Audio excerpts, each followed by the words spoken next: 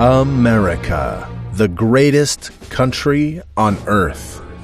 A narrative packed and sold to tiny patriots, reinforced by every cartoon, movie, cheeseburger, and mattress sale. Guaranteed. A mythology so entrenched, our most beloved personalities urge us never to question it. Don't let anyone ever tell you that this country isn't great. This right now is the greatest country on earth. Greatest country God ever gave me. You're the greatest country in the world, I'll tell you that. Oh, America's the greatest country in the world. But what if we did question it? Now, hold on, patriots. I know what you're thinking. America's done some pretty great stuff. And you're right. We built a kick-ass democracy, walked on the moon, and we built universities so prestigious that even Taliban warlords send their kids. And we're still very patient. By the time the Cold War was waning and baby boomers were booming out their own babies, it truly felt like we were the greatest country on earth. Now, listen, of course, there's no single way to measure greatness. But one good test is how we rank into OECD, which is basically a golf club of 36 countries, predominantly wealthy, Western, and democratic. And unlike most golf clubs, this one's got some diversity too. America is the richest country in this club, but we're also the poorest, with a whopping 18% poverty rate, closer to Mexico than Western Europe. 12.8 million American children live in poverty. That's almost 1 in 5 of our kids. And speaking of kids, turns out at the level of high school science, we're 19th of 36. Reading, 20th. And math, a dismal 30th. Now, I'm not that good at math, not America's fault, but that does not add up well. And neither does this. We spend more on healthcare than any other country in the golf club, especially out of our own private little pockets. But we live sicker and shorter lives. We're fatter. And globally, we're more likely to see newborns die. We're even behind Bosnia.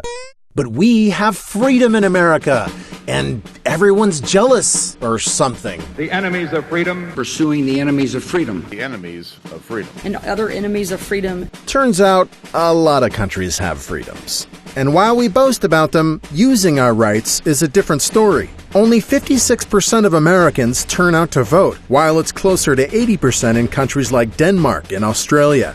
And it's getting worse. This year, America slid on global rankings of corruption and freedom and dropped from a functional to a flawed democracy. So what, besides our economy and military, are we actually number one in? Turns out, a lot of things. Civilian gun ownership, mass shootings, TV watching, prescription drug abuse, prison population. Oh, and almost number one on environmental damage, edged out by China.